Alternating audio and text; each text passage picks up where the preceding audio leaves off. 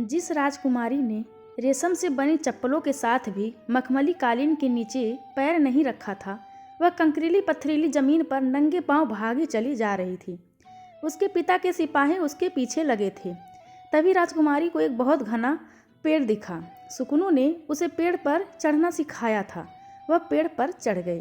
पेड़ सांप बिच्छुओं से भरा था, पर राजकुमारी को डर नहीं लग रहा था, क्योंकि उसके दिल में सुकनू का प्यार इस कदर भरा था कि वहाँ और किसी भाव के लिए जगह ही नहीं थी। उसने राजमहल की ऊंची दीवार पर चढ़ते समय ये नहीं सोचा था कि अगर वो गिर गई तो क्या होगा। उसने दीवार से रस्सी पर लटक कर दूसरी तरफ कूदते समय भी नहीं सोचा था कि अगर वह घायल हो गई तो किस दर्द में जिएगी। उसने चप्पल के टूट जाने पर यह नहीं सोचा था कि अगर वो नंगे पैर दौड़ेगी तो उसके पैरों का क्या हाल होगा। उसके दिल, दिमाग, आत्मा में बस एक बात चल रही थी, अगर पिता के सिपाहियों ने उसे पकड़ लिया तो वो सुकनू से कभी नहीं मिल पाएगी। आज अगर उसे सुकनू के घर पहुंचने से पहले पिता के सिपाही उसके घर पहुंच गए तो उसे राजमहल की किसी दीवार में जिंदा चुनवा दिया जाएगा, और उसे ऐसा होने नहीं देना है, किसी हाल में नहीं, किसी तरह से नहीं। सिपाहियों के जाने के बाद राजकुमारी पेड़ से उतरी और फिर सुकनू के घर की तरफ भागती हुई चली गई। सुकनू के घर पहुंची तो पसीने से लथपथ शरीर पर जगह जगह खरोचों के निशान और पैरों में छाले पड़ चुके थे। सुकनू ने उनकी ये हालत देखी तो उसकी आंखों की दरिया बन गई।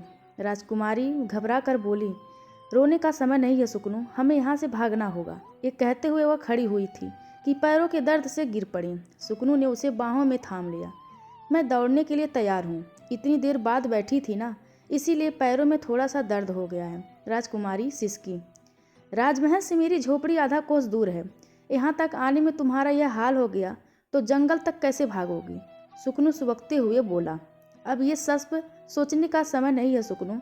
मोहब्बत करने वाले सोचकर इश्क नहीं करते। ये तो ईश्वर का वरदान है और इसे निभाने की ताकत भी वही देता है। और वे हाथ थामकर भाग चले। कुछ देर राजकुमारी भागी, फिर लड़खड़ाने लगी। तब सुकनू उन्हें गोद में उठाकर भागने लगा। ऐसे कितनी देर भाग पाओगे। राजकुमारी उसके गिर्द बाहों का घेरा कसे बोली, मुझे आदत है जंगल से लौटने में जब रात हो जाती है तो लकड़ियों का जो गट्ठर उठाकर घर की तरफ भागता हूँ वो तुमसे भारी होता है। अरे हाँ, हम जंगल में रहने जा रहे हैं, वहाँ से रात होने से पहले तुम भाग आती हो। वहाँ हम रातों में कैसे रहेंगे। अभी थोड़ी देर पहले तुमने कहा था ना, मोहब्बत ईश्वर का वरदान है। तुम चिंता ना करो, वही हमें हिम्मत देगा और वही रास्ता दिखाएगा। इस हालत में भी सुकनू राजकुमारी का माथा चूमकर मुस्कुरा दिया। तभी एक तीर उनके बगल से होकर गुजरा और एक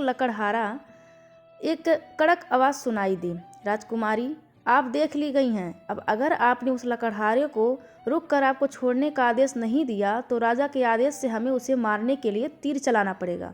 सामने ही तेज धार से बहती नदी थी। सुकनू और राजकुमारी ने एक दूसरे की ओर देखा और दुख भरा इशारा किया। सुकनू ने राजकुमारी को उतार दिया। सिपाहियों ने तीर कमान रख दिए। राजकुमारी और सुकनू एक साथ दौड़े। इससे पहले कि वे कुछ और समझते और अपने तीर उठाते, राजकुमारी और सुकनू नदी में कूद चुके थे। सिपाहियों को सख्त आदेश था कि राजकुमारी को कोई नुकसान नहीं पहुंचना चाहिए। वो तुरंत नदी में कूदे। बहुत खोज की पर निराश लौटकर सुकनू और राजकुमारी की मौत की खबर राजा को दे दी। राजा सिर्फ सुकनू को मारना चाहते थे। उन्हें विश्वास था कि वो राजकुमारी को सुकनू को भुलाने के लिए समझा बुझाकर राजी कर लेंगे। राजा ने सिपाहियों को दंड दिया और तुरंत गोताखोरों को लेकर नदी पर पहुंचे, पर तब तक बहुत देर हो चुकी थी। कई दिनों तक ढूंढने के बाद भी उन्हें कुछ नहीं मिला। राजा रानी अपनी इकलौती बेटी को गंवाकर आंसू बहाते रहे। उधर जब राजकुमारी की नींद खुली तो उसने खुद को सुकनू की गोद में लेटा पाया। उसे होश में आया देख सुकनू की आंखों में खुशी के आंसू आ गए।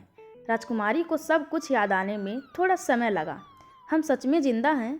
तुम इतनी तेज धार वाली नदी से मुझे कैसे बचा लाए। वो चहकी, अनाथ लकड़हारा हूँ। हम गरीबों के लिए कुदरत एक खेल है। हम उसे समझते हैं, उसकी गोद में पले हैं। वो हमारी माँ है और एक माँ कभी अपने बच्चे की जान नहीं लेती। हम इस जंगल में कैसे रहेंगे। अब राजकुमारी को भविष्य की चिंता हुई, जैसे भगवान श्री राम रह रहे थे।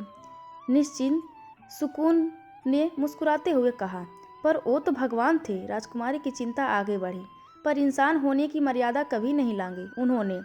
ऐसा पुजारी जी ने बताया। आपने तो गुरुओं से पढ़ा होगा, सुकनू की मुस्कान गहरी हो गई। हाँ, मगर उन्होंने तीर कमान चलाना गुरुकुल में सिखाया था। मुझे मेरी कुदरत ने और मेरी ज़रूरतों ने सिखाया है। तभी पास में एक सनसनाहट हुई और सुकनू ने बिजली की तेजी से एक तीर छोड़ दिया। राजकुमारी ने देखा एक शेर वहाँ से भागा जिसके कान पर तीर लगा था। राजकुमारी घबराकर सुकनू में लिपट गई। तुमने उसे मारा क्यों नहीं? सुकनू खिलखिलाकर हंस पड़ा। किस को मारूंगा? मेरी माँ प्रकृति ने सिखाया है बिना वजह किसी जीव को नहीं मारते। उन्हें बस इतना बताना है कि हमें अपनी सुरक्षा करना खुद आता है। 6 साल बीत गए हैं। जंगल की एक खूबसूरत सुबह है। सूखी लकड़ियों और झाड़ फूसों से बने सुकनू और राजकुमारी के घर के सामने फूलों का सुंदर बगीचा है। एक तरफ सुंदर सा तालाब है जिसमें हंस तैर रहे हैं। तरह तरह के पानी के फूल भी उगे हैं।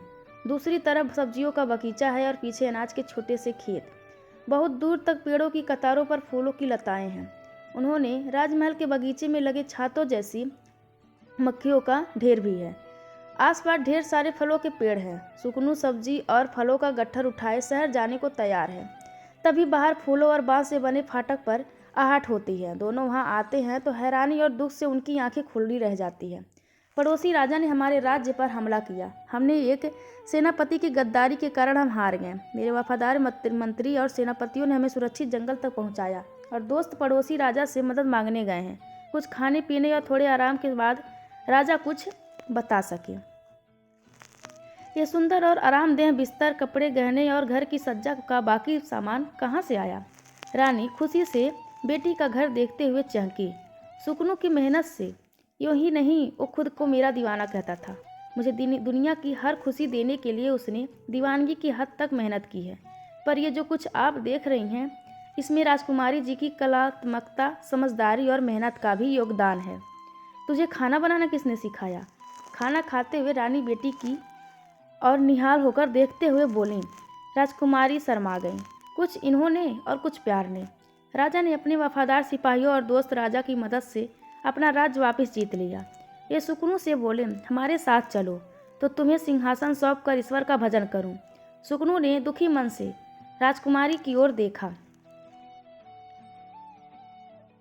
राजकुमारी मुस्कुरा उठी। पिताजी, ये फूस का झोपड़ा ही हमारा राजमहल है और ये 2 पेड़ों के बीच पड़ा झूला ही हमारा सिंहासन। हम राजमहल में क्या नहीं बनवा सकते बेटा? ऐसा ही राजा रानी ने समझाना चाहा। यहाँ हम प्रेम का असली अर्थ समझते हैं। यहाँ हमने एक दूसरे की खुशी के लिए जी तोड़ मेहनत करना, कुछ सीखना, खुद को बदलना और एक दूसरे के रंग में रंगने की कोशिश करना सीखा है।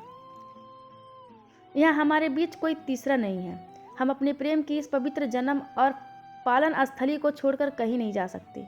सुकनू ने सिर झुकाकर दोनों हाथ जोड़ दिए। राजा रानी आशीर्वाद देकर चले गए तो राजकुमारी भरी पलकों से उधर देखती रही। सुकनू आगे बढ़कर उसके आंसू पर अपनी उंगली के कोर पर लेकर बोला, वादा करता हूँ कि अगली बार से इन आंसुओं की याद बनकर तुम्हारी पलकों में आने से पहले तुम्हें तुम्हारे माता पिता से मिलाने ले चलूँगा मैं। राजकुमारी हंसकर सुकनू की बाहों में समा गई।